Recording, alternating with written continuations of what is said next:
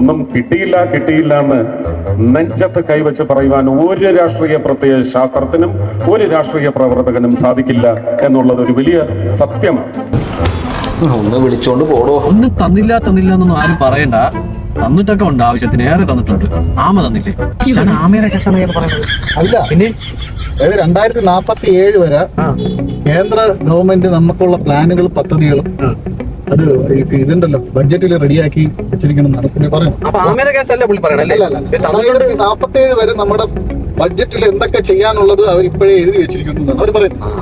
പക്ഷെ 2047 ആകുമ്പോൾ BJP സർക്കാരുടെ കാണത്തില്ല.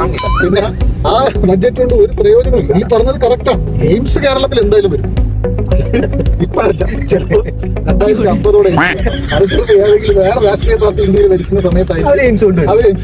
അപ്പൊ പുള്ളിക്ക് അപ്പം പറയാം, പുള്ളി പറയും ഞാൻ പലരും പറഞ്ഞു